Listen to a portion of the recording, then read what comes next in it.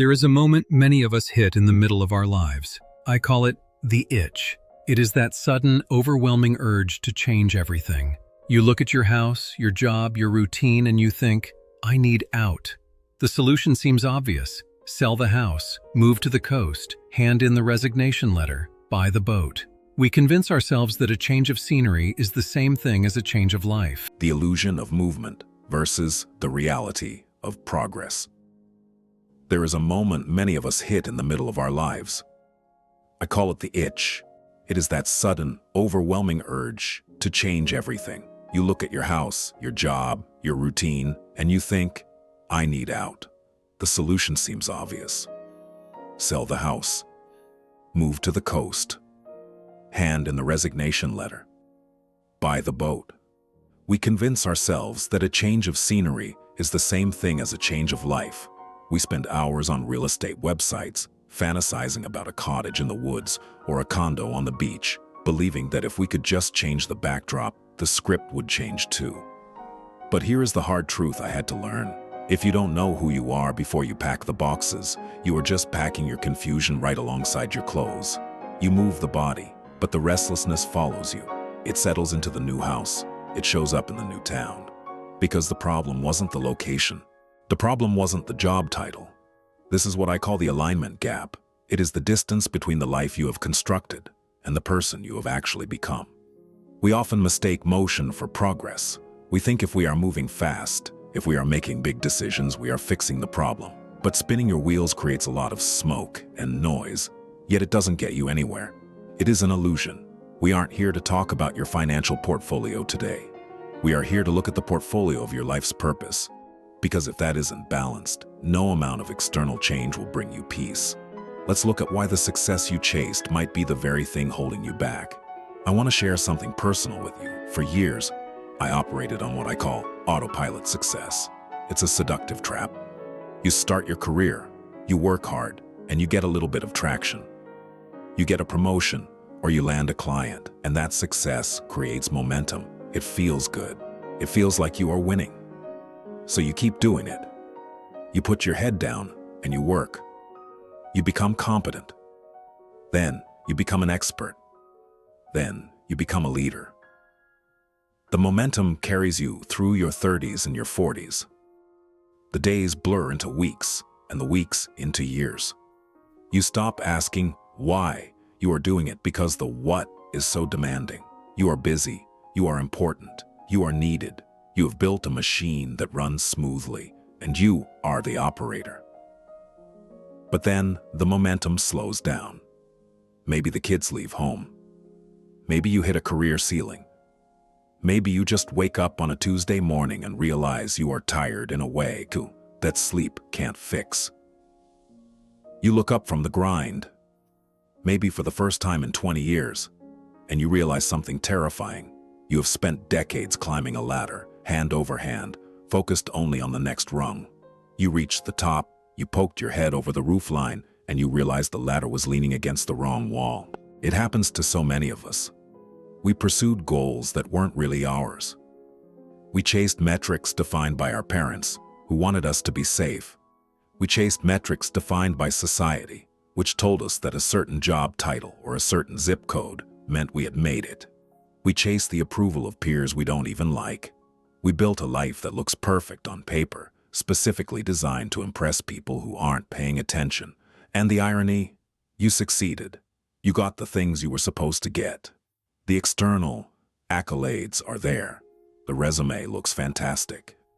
But the internal resonance is completely missing. There is a hollow echo where your satisfaction should be. You have the security, but you don't have the spark. This leads to a profound sense of identity loss. In our culture, we are taught to conflate what we do with who we are. When you meet someone at a party, what is the first question they ask? What do you do? And for years you had a ready answer. I am a lawyer.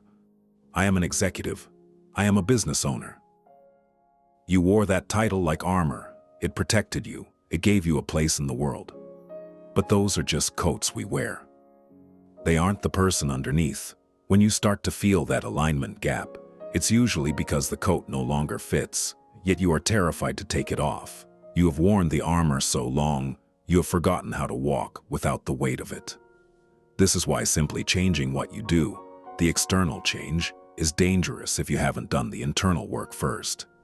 If you quit the job because you feel empty, but you haven't defined what full looks like for you, you will just go find another job that makes you feel important in the exact same empty way.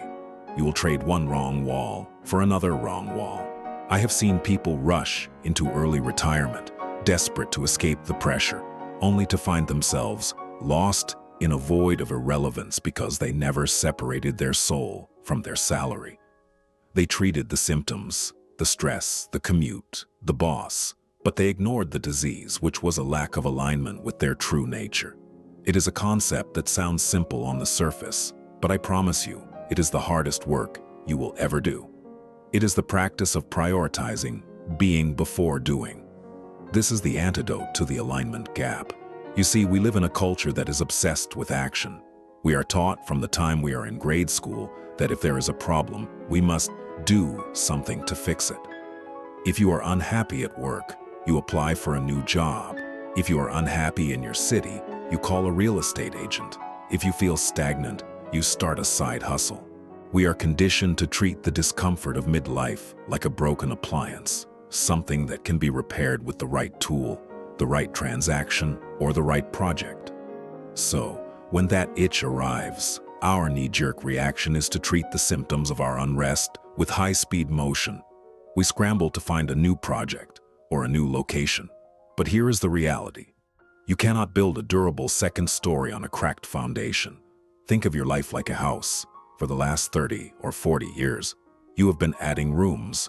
You built the career room, the family room, the social status room. But if the foundation, your core identity, your sense of self, separate from your utility, is cracked or shifting, adding a heavy new renovation on top of it is not going to save the structure. It is going to collapse it. I learned this the hard way. When I first stepped away from my career, I sat on my back porch on a Tuesday morning while the rest of the world was at work. The emails had stopped coming. The phone wasn't ringing, and I didn't feel liberated. I felt invisible. The silence wasn't peaceful. It was accusatory. It asked me, "Who are you when you aren't producing value for someone else?" Because I didn't have an answer, I almost rushed out to find another consulting gig just to make the silence stop.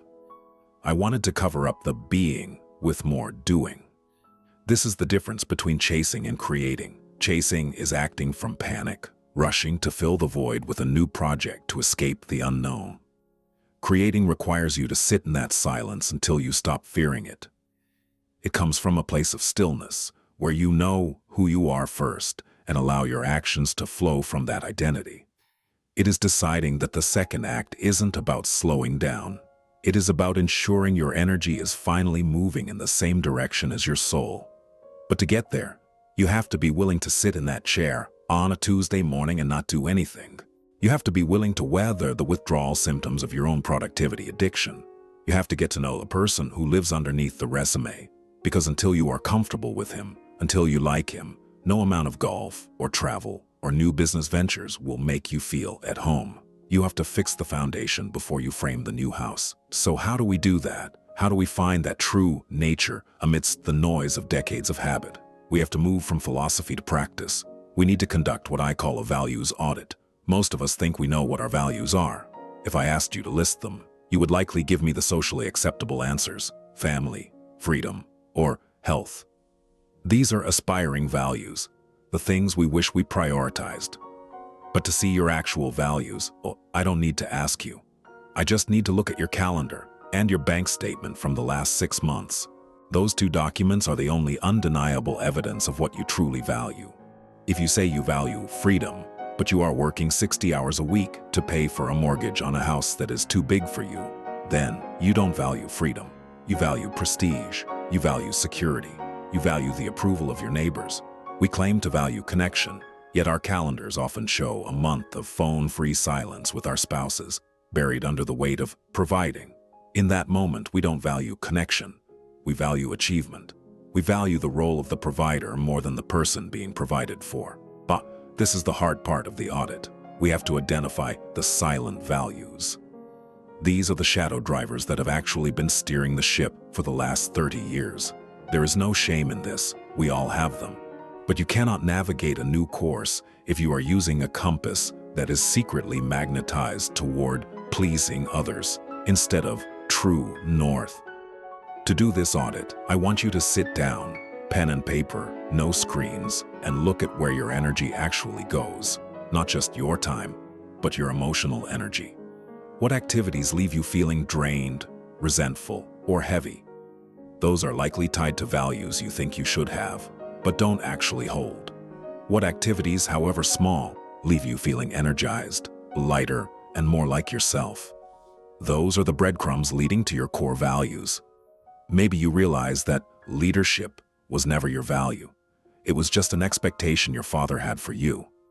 Maybe you realize that creativity is a core value you have been starving for 20 years because it didn't pay the bills. This process is about stripping away the shoulds. It is about looking at the pile of obligations you have accumulated and asking, is this mine, or am I carrying this for someone else? You have to be ruthless here. This audit is the compass that must direct any future big changes. Before you buy the boat, ask, does this align with a core value of adventure, or is it a silent value of looking successful? Before you start the new business, ask, is this for the value of service or the silent value of fear of irrelevance? Once you have this clarity, the fear of the future begins to fade. You stop looking for the right ladder, and you start looking for the right wall. You stop trying to impress the audience, and you start trying to please the author, and that is when the real work of the second act begins. Now that you have started this work, the temptation will be to rush. Don't. The goal isn't to sprint into a new life. It is to slowly grow into one that actually fits who you have become. This isn't about speed. It is about direction. It is about intentionality. When you close this gap, you stop trying to escape your life and finally start inhabiting it. That is the ultimate reward. I want to hear from you. In the comments below, share just one core value you are choosing to prioritize in this next chapter. Let's build a community of intention. Remember, the most important project you will ever manage is your own reinvention. The best work is the work we do on ourselves. Thanks for watching.